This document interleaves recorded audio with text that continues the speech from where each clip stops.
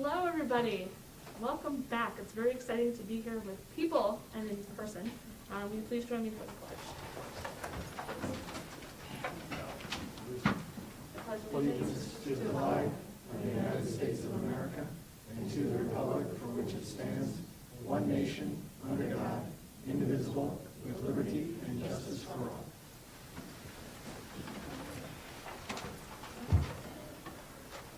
We are beginning this evening with the budget presentation.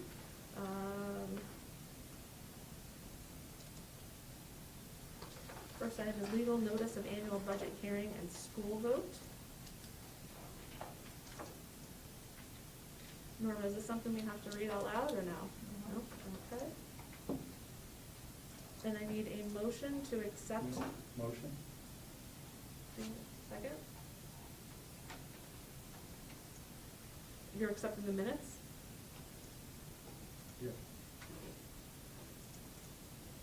Is it Joe and Aaron accepting the budget, the meeting minutes and the annual budget hearing from May 28th of 2020? Right? Joe, Aaron? All right, please proceed to vote by raising your right hand.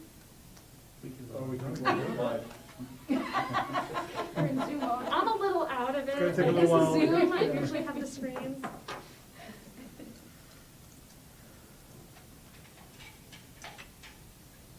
Okay. Good. Are you- I'm out. I didn't get on it yet. Norma Brent was booted out. Yeah. So I vote yes. Aaron, can you unlock this?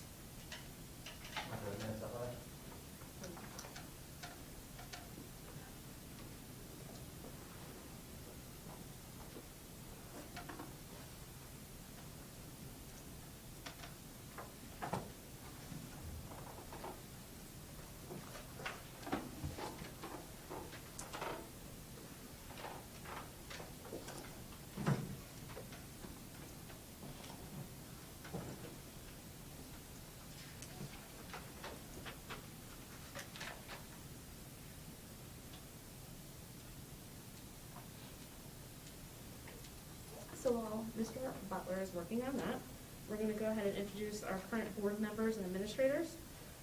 We're going to start to this side. We have Mr. Keith Stryker. We have Ms. Erin Metnish. We have Mr. Joe Colon, the Vice President. Carrie Ann Foley, President. We have Mr. Randy McGregor, Mr. Pat Kelly, Mrs. Kim Botsford, and we have Mr. Brent Clark. Moving on to our administrators, we have our superintendent, Mr. Michael Williams. We have Bob Whitaker, our assistant superintendent for finance and human resources. Aaron Butler is our director of technology. Deborah Kelly is the assistant superintendent for curriculum, instruction, and assessment. We have Danielle Cornish, our director of pupil personnel services. Mr. David Coley, our school building administrator, secondary school principal. We have Ms. Erin Toomey, our school building administrator for secondary school assistant principal. Ms. Jennifer Williams, our school building administrator, elementary school principal. And we have Mr. Devin Lamar, our school building administrator, elementary school assistant principal. Thank you all for being here. It's really wonderful to see you all. And we have Ms. Norma Pena in the back, who is our district clerk. All right, moving along. We have the Treasurer's Report presentation by Bob Whitaker. How's everybody doing this wonderful evening? It's so great to be back here live. Okay, the work that I'm about to present to you tonight is the result of my wonderful treasurer, Mrs. Kimberly Decker, who stays on top of all our finances on a daily basis. But this is our annual treasurer's report as of March 31st, 2021.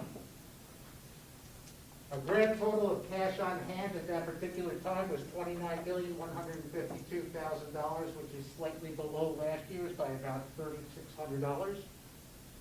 I bring to you the top in the light green. Those are our operating funds. Those are the monies which we use during the course of the year. They're unrestricted. That's how we operate our business during the course of the year. In the blue on the bottom is what's called our fund reserves, or their restricted funds. They're only allowed to be used for the sources for which they are in, that have been approved by the board, and the board annually, we add to them or subtract from them, but those are restricted. So once again, our grand total of funds on hand as of March 31st was a little over $29 million. I say this every year.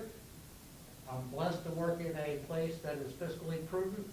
Taxpayers treat us well, our staff treats us well, and we're stewards of the public monies, because these are public monies. Any questions? Okay, thank you. Thank you, Bill. I need a motion to accept the treasurer's report. Motion Pat. Second. Keith. So be it resolved, the board accepts the treasurer's report. All in favor, please raise your right hand. Oh, no, we don't have to do that. I keep forgetting. Oh, my gosh. Oh, my gosh. This is wonderful. Don't get too used to it. Okay. Now we have the tax collector's report presentation from Mr. Whitaker. Okay, once again, my office does a magnificent amount of work and makes me look good at all times. This is a triumvirate piece of work. Cindy Nicholson, who retired last year, came back in and helped with us. Angela Muller, who replaced Cindy Nicholson, was learning and did a wonderful job, and Kim Decker chimes in, because collecting taxes and reconciling it is a very intense practice. So I greatly appreciate all their work. What this is last year, our tax levy for the school started at over $21,154,000. Minus the library and the STAR, the taxes levy was $20 million. The number I really jump at is we collect taxes through, this year was November 6th. Our taxpayers by November 6th have paid 96.22% of their taxes. Slightly below last year, but compared to what the fiscal and natural climate of the world was 1 year later, this is amazing.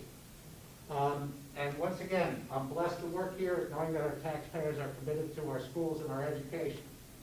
At that point in time, we had a little over $784,000 uncollected. We turned it over to the county. There's an additional penalty put on that. We did collect, and we're made whole. New York State law, Ulster and Sullivan County make us whole. Means if you didn't pay your taxes, they still pay the tax bill for you. It's one of the good parts of living in New York State. So at the end, we had collected just under $20,761,000, about $20,000 more than we actually levied. But again, this cash flow makes my job much easier, makes it easier for the district to manage their funds, and to make sure that we don't have to look at doing anticipation notes, going to look for money when it's not available. Even during this unusual year, I was a little bit skeptical a year ago that my normal course of operation would be similar. This part of it made my life much easier during this. So I appreciate the taxpayers and all the work that my people do. Any questions? Thank you. Okay, I need a motion to accept tax collector's reports. Motion? Motion, Joe, second, Aaron. Please proceed to vote.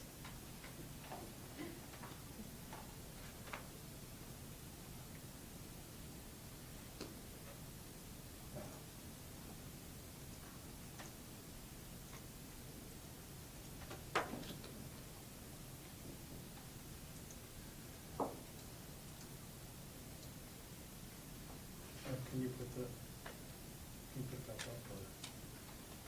We have one more presentation. No, don't worry about it. Oh, sorry, I could hit that screen there, I'm sorry.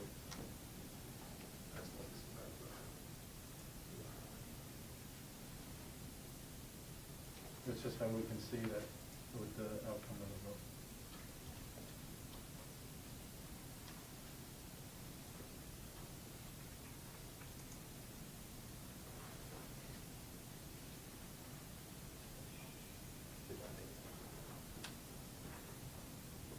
Normal, is that unanimous? Okay. Next. we have the budget presentation from Mr. Michael Williams and Bob Whitaker.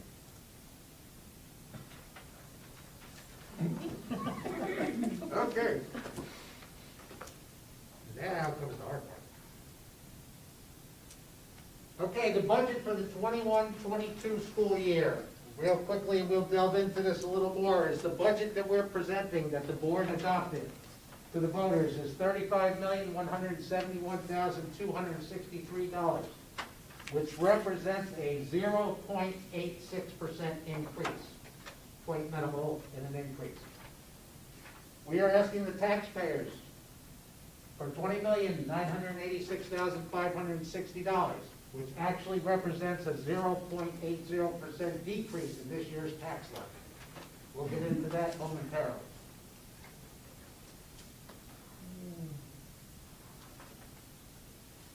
So this budget is basically the three-part budget, which is administrative, which manages the building, capital, which takes care of the building, and program, which does all the work and educates our kids. As you can see, we had a small increase in the administrative, small increase in the capital, small increase in the program, for an overall increase of 0.86%. I'll get into some of the notes shortly. I just want to go over what we have as far as what I present to the people here. Revenue, how are we going to pay for this? This was a scary thing, starting way back in November, knowing with the fiscal uncertainty that was presented before us and the whole world. So we do have a tax decrease this year, and I'll explain to that momentarily. The big numbers here, I want to show you where we drive from this. State aid. New York State was not in a good fiscal place last July, August, September. But upon the federal government deciding that it was time to make sure that education and a lot of other programs in this country, in this state, did not fall by the wayside, and have committed to us, we have an increase of over $500,000 in state aid for next year. In actuality, that increase is a little bit higher on paper, and it may come to fruition. I, and Mr. Williams, I believe, has always agreed with me, am very conservative when it comes to looking at things, because until I see the money, I don't believe it's coming. But anyway, our revenue matches our expenditures, and we actually are committing a little less in fund balance this year than we committed last year. Once again, last year at this time, everything was in an ebb and flow because of the pandemic and not knowing where we were. The good news is we made it through this year pretty easily with the help of administrators, staff. Everybody had a tremendous amount of input and really pitched in and helped us out. Now, how did we get a decrease in taxes? That's unheard of. New York State has a tax cap calculation that I'm required to do every year. No matter what the bottom line number is, we, the Board of Education, can adopt whatever tax levy they want. But if we go $1 higher than my tax cap, we're required for a supermajority or 60% of voters. The board and the administration here are committed to keeping our taxpayers and the tax levy low in whatever year. Last year we had a 0% tax levy. So how did this happen this year? It's a long formula, and this is an anomaly for 1 year. The building project, the first year that I came here, or the second year I was here in 2016, is done. Finally, the building aid kicked in on that. This is the first year we'll be receiving building aid. That project was a cash project. So the building aid, there's no payments according to that. So I have an increase of almost $500,000 in building aid next year. This $500,000 number creeps up a lot over here. But for 1 year, that has deemed that I really have a negative number, which the state allows as 0. But when you calculate, it's a minus $168,000 in tax levy. It's a 1 year anomaly because after this year, one of our building aids from back in 2001 will wipe out. So next year, we would probably in all likelihood be presented with the possibility of having a positive tax cap. But once again, lowering taxes, trying to maintain that we do not ask too much from our community is a commitment of the board, myself, Mr. Williams, and everybody. So we felt very comfortable in saying, yes, we could have a negative tax dollar this year. Because that building aid of $500,000 is more revenue in actuality. Bragg, you'll see about the same $500,000 in increase in state aid. They're all intertwined.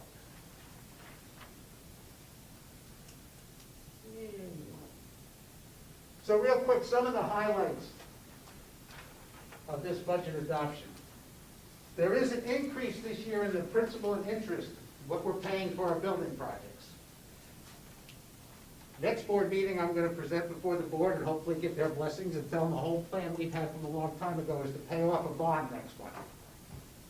But what we're trying to do, we're also going to be taking on a bond because of the new building project. The estimate on the principal and interest for next year is high, but I'd be foolish to put it in there as low because the actual bond will not come to us until July 1st. At that point in time, we'll know what the rate is. This rate is based on 2.75%. My bond counsel said today, he thinks we could probably get it down to 1.75. But the budget is incorporating a higher dollar amount there. Personnel changes in the capital component. In our buildings and grounds, we did have one retirement, a planned attrition. That 18 months ago, we had hired a couple extra people in planning for that. So that's really, we actually have one more person, but it looks like we have one less. BOCES administration costs, out of our hands. BOCES has a roofing project. And every district in this county is getting a surcharge on their roofing project, which is about $62,000 additional this year in our BOCES administrative costs. We really have no option, but it's in there. Salaries and benefits for this coming year. One of the things we've looked at is that we had a lot of 200-day salaried people, which left our summer staff a little weak. This year, in incorporation with our collective bargaining agreements, we've taken them, made them year-round employees. Hopefully that will make us more productive and make things easier and seamless in the summertime. That's our goal. And it took on a little extra salary, which is really not a big deal for us because their work is work. We have new bargaining agreements with a couple of our bargaining units. And as usual, teachers' retirement, employee retirement rates go up. Not terribly this year. The one thing I want to stress that Mr. Williams, myself, and our administrative team, the most important thing we're going to do next year is provide educational experiences and education to our students. That drives all of our dollars. So whatever it takes, educational field trips and experience, classroom experiences, electives. We know that our students have suffered tremendously. This budget is built about educational and student needs, and I think we're all committed to that. Whoops. Talked myself right out of my desk. And the last thing, the one great unknown, is our health insurance rates. Somewhere along the line, somebody's paying for everything that's going on here. Normally, I would estimate our health insurance rates have a January 1st change. Normally, I'd shoot 10, 11%. Take a shoot. It's weird because this year we had a very minimal increase. But next year, there is a 15% increase based in the budget. Just again, as a conservative nature, not knowing what the crystal ball lies from my December 15th email from the state that tells us what the insurance rates will be going up. So that's probably one of our biggest unknowns. But collectively, through the work of our administrative team, our staff, people that work within our buildings, community, I am very comfortable with the budget we put together. I think Mr. Williams is also. I hope the board is, and I hope the board is. Any questions, comments? There's a tremendous amount of work that goes into it, so thank you very much for our administrators, to you, Bob, and your team, and to Mike. Thank you. Okay, Bob's done. Bob is done. All right, next we have recognition of our retiring board members. We have 2 retiring board members, sadly. It's Ms. Kim Botsford and Mrs. Kathy Papo. Kimmy has served for 6 years. She had 2 3-year terms. Kathy had a 1-year term. She filled in a term of somebody who resigned, and then she had another 3-year term. The time and commitment that you both have just given our school, our community, and the love that you show every day working with us is just tremendous, and we're going to miss you both tremendously. We also have Mr. Brent Clark, who is going to be seeking re-election for another 3-year term. So hopefully we will work with Brent again. But yes, Kimmy and Kathy, if she was here, thank you very, very much. You're welcome. My pleasure.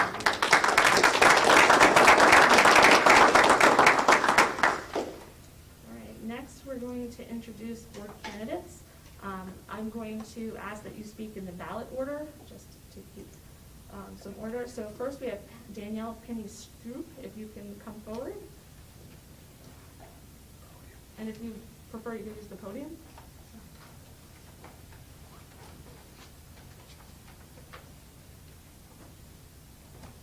Good evening and thank you. My name is Danielle Penny-Stroop. I moved to the area in 2016, and we transferred two of our children to, they are currently junior and a sophomore in this district and school. They're very active in FFA, and I have a relationship with Ms. Barasic and Ms. Kent, and work closely with them. Last year, I was a part of the Farm to Table program. Excuse me. And I was an active participant in the Farm to Table program with the school and implementing that, and I also work closely with Tara on FFA initiatives for the students. Both children are also active in sports throughout the district, multiple seasons. Additionally, they're both in honor roll, and they participate in various clubs and activities throughout the school. This has been a really positive experience as both children came as transfers, and the community itself welcoming the children and the teachers. And I also have to mention that our youngest has an IEP and a special education program, and the amount of dedication that the served from the teachers and just the pupil services department has been amazing. He has gone from a 12-1-1 program and is now in co-teaching, and has also been honor roll for the past 3 years. So that is a huge recommendation to the teachers and staff here and all the work and commitment they've put in, and I'd like to continue supporting them as much as they've supported our children. Additionally, I work outside the home, and I manage a territory from the East Coast, and I serve on multiple strategy committees and advisory teams for the agricultural industry and ag businesses. I'm also a Sullivan County Farm Bureau board member, and I also am president of the Northeast Ag and Feed Alliance, which represents 300 members in the Northeast. I look forward to the opportunity to serve the students and the teachers and also our community, and I look forward to the opportunity. Thank you. Thank you.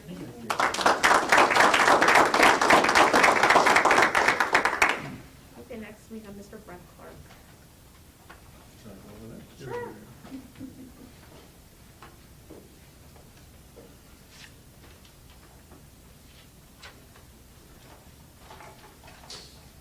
Hi, Tri-Valley. My name is Brent Clark, and I'm running for the 3rd term as Tri-Valley School Board member. I began my journey 6 years ago while the district was going through some tough leadership challenges. At that time, I couldn't have asked for a better group of fellow board members to guide our district through several changes. Over time, changes that we made brought us to where we are today. I believe that we have assembled the best administrative leadership team that other districts wish they only had. Our teaching staff, aides, and support staff are top-notch, which are the big reason for our success. Throughout the last year, we have been unbelievably challenged with the pandemic. Nothing in our lifetime was available to reference for guidance on how to move forward. Our assembled team took to the task and developed a plan according to government protocols. We learned as we went, we adjusted as needed, and we are coming out on the other side, still delivering the best education for our students. I feel that without this Tri-Valley team, we may not have had the same results. We still have a long way to go, a lot of hurdles to clear, but I'm confident that we will return to normal soon. I am very grateful that I have had the opportunity to be a part of this board for 6 years, and I am appreciative to the Tri-Valley community if you would have me for 3 more. Thank you.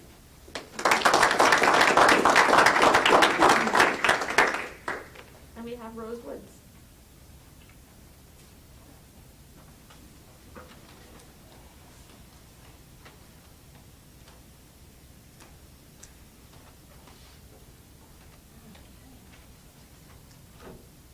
Good evening, everyone.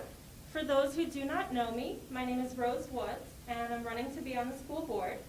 My husband and I joined this wonderful community in 2009, and we have both been so happy to plant our roots here. We have 5 children attending the district in both the elementary and the secondary schools. Some of you may have met me at the library, where I spent a number of years volunteering with babies, toddlers, and preschoolers through the amazing children's programs that are offered. I've also been a part of the PTO, which is another organization that goes above and beyond for our students.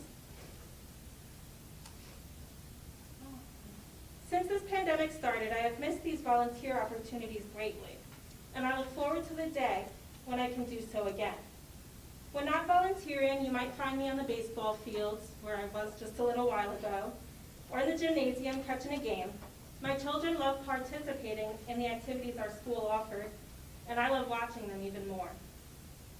I personally take pride in our community, and I thrive when working with people.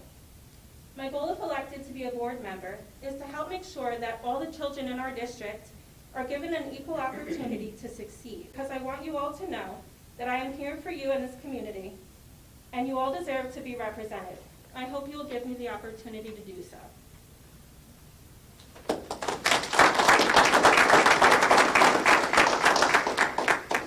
Thank you very much for speaking this evening and for coming to the budget hearing.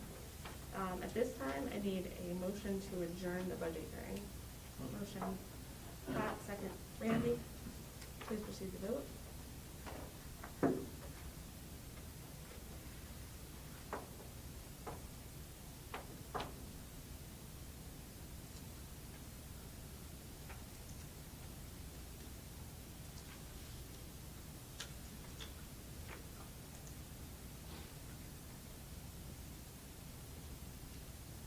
Okay, we're gonna need probably a 5-minute break for Norma to reset from the regular meeting.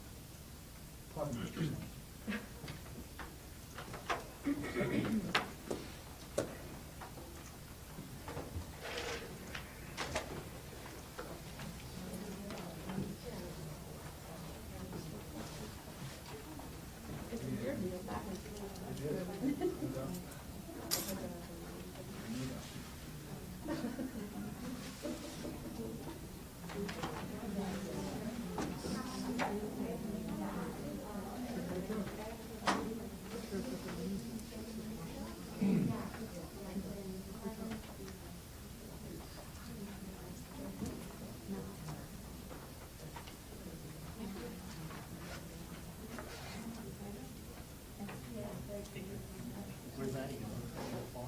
She's got this thing over there in Jersey.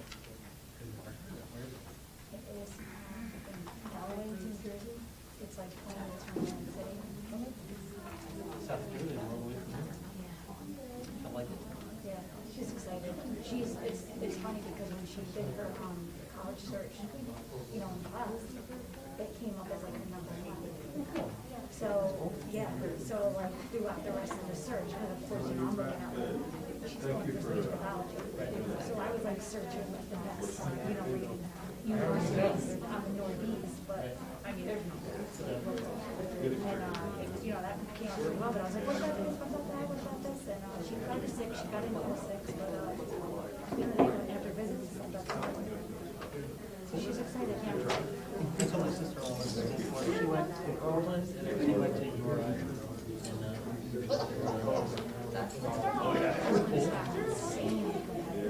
I'll reach out to her too. She's right over the top of it.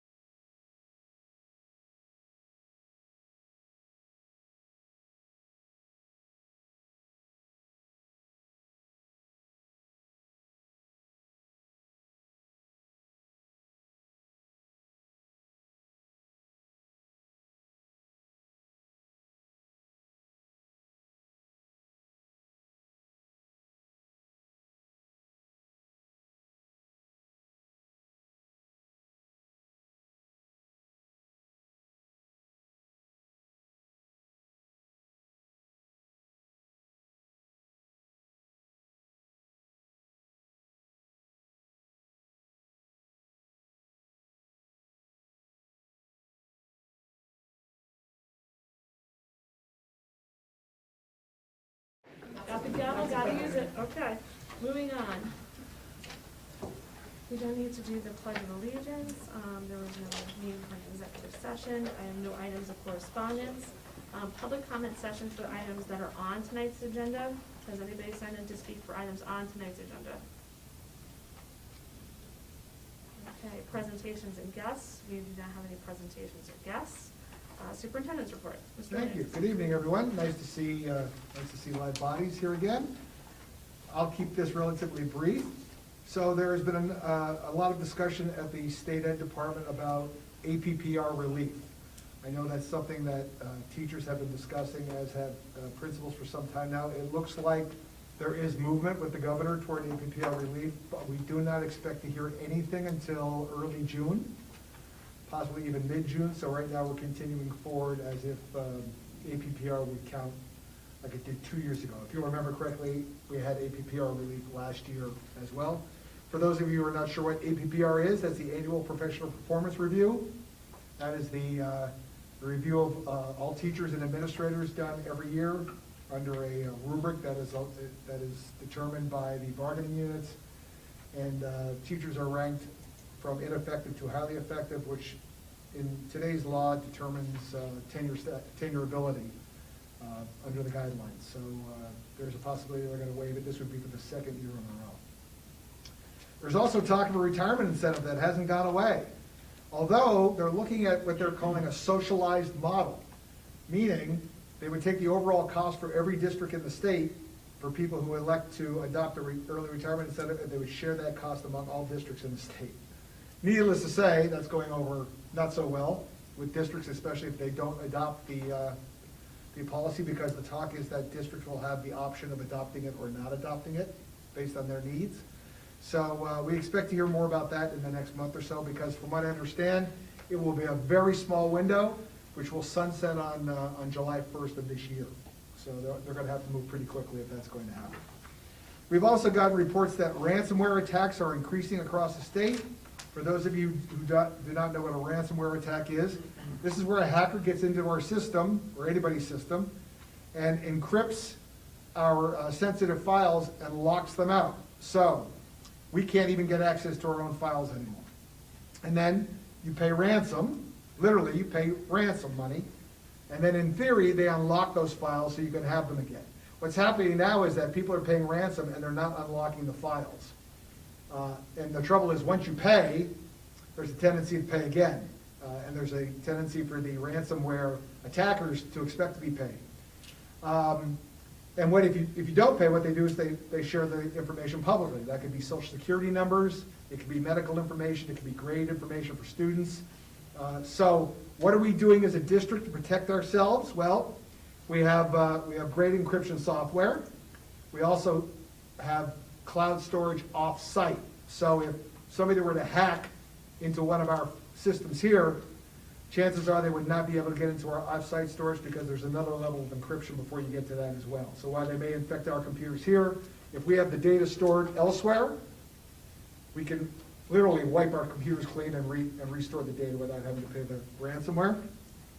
Of course, our insurance company has a ransomware attack clause in it in case we would need to pay ransom. And lastly, if our teachers slip and click on a site they shouldn't click on, chances are they're going to get a little re-education software. They're going to have to walk through it and pass it to realize that they made a mistake, what to look for, what to look out for, and we do that every year as part of our regular training, especially with regards to phishing and ransomware. So right now we feel relatively safe, but of course that can change at a moment's notice. And for any of you who are looking on your personal computers at home, some of the phishing is pretty sophisticated, using original logos and specific addresses, so you really have to be on guard. And lastly, in my conversations with the Commissioner of Education, it has become very clear that remote instruction will be mandated again for the 21-22 school year. We don't know how that will affect our families. As we know, it reasons that most students will not be vaccinated by the time we come back to school in September.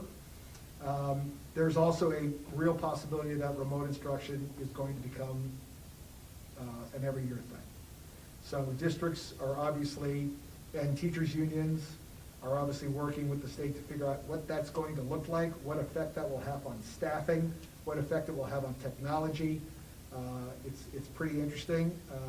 I see home instruction, the traditional home instruction model, going away, especially if the school is forced to offer remote instruction to any family who chooses to use it. So we expect, and we're asking for more guidance sooner rather than later so we can plan appropriately for September under the hope that we'll be able to bring all kids back should they choose to come back. That's my report. Are there any questions?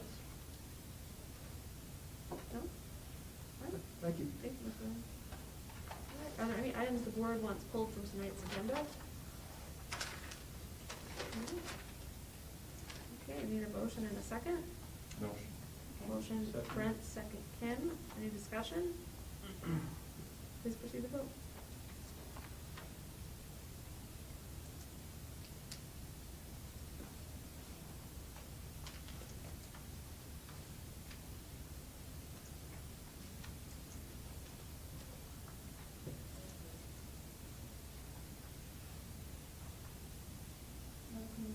Okay, thank you, Norma. Board committee reports.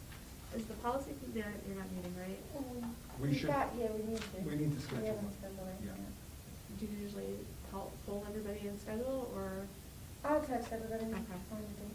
Yeah, that was the email that came up last week or the week before. Yeah, nothing major, just some language changes in traditional policy. Okay. Old business, there are no items under old business. Public comment session for items that are not on tonight's agenda. Has anybody signed in to speak for items not on tonight's agenda? No? Okay. Announcements, reminders, upcoming events. Well, we have our administrators here. Mr. Pulley, do you have any announcements? We're working on graduation, and working with our seniors.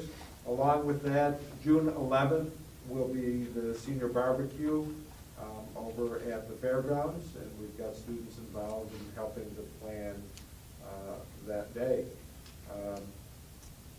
May 18th at 10:30, we're going to offer a virtual information session for our students regarding new electives that we're offering and how we've redone some of our electives.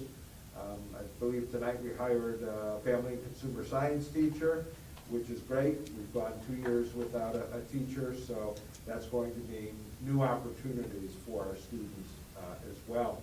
And then we'll offer for parents or students who want a later time on the 20th at 7 at night, a virtual meeting around electives.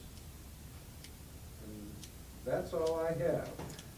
Just to augment what Mr. Pulley said, the 11th will also be graduation rehearsal because the field will be set up, and we're doing a grad walk this year since we can't do it in the traditional hallway fashion. We're going to put the elementary kids in the infield over the football field, and the the seniors will walk the track. Excellent. So it'll be a nice day all around. Okay.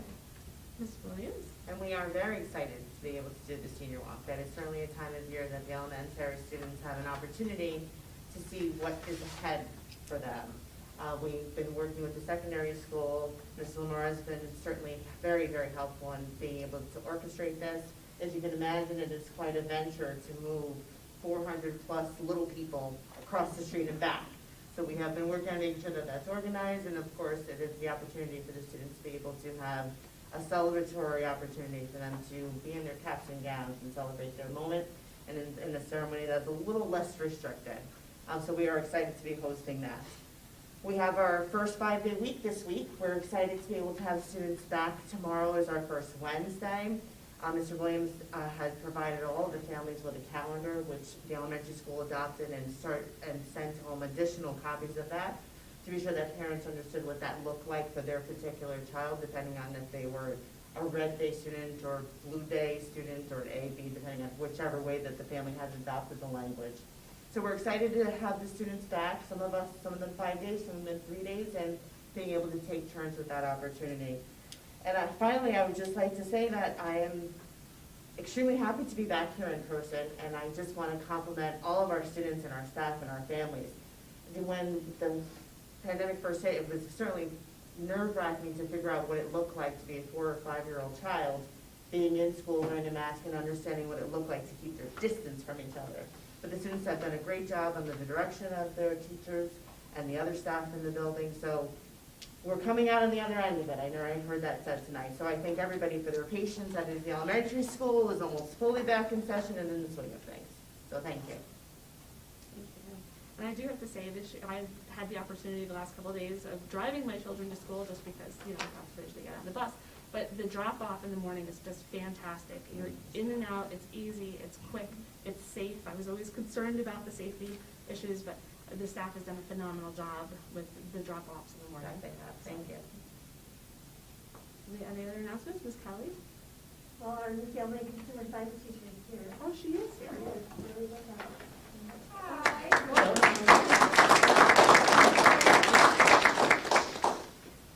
Yes, we're very excited that we will have family and consumer science again. So I know that's one of the reasons why Mr. Foley is doing that presentation, is because we're able to offer more electives. So that would be wonderful. It's Teacher Appreciation Week this week.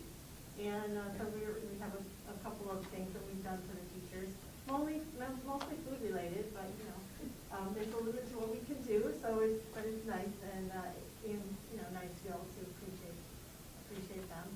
The professional development team's been working on planning for May 18th and summer programs and opening days already we're talking about for next year. So yeah, things are going well. It's great to have this opportunity to see everyone again. And I don't know how long it's been, because I know it came sometime in the fall, but there's a brief window to be in person, right? So yeah, so it's nice to be here. Thank you. Any other announcements?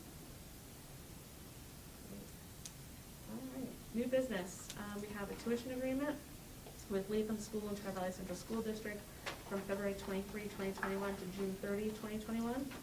Be it resolved, the board approves the tuition agreement between Latham School and Tri Valley Central School District for February 23, 2021 through June 30, 2021. Need a motion and a second? Motion? Motion Joe, second Aaron. Any discussion? Please proceed to vote.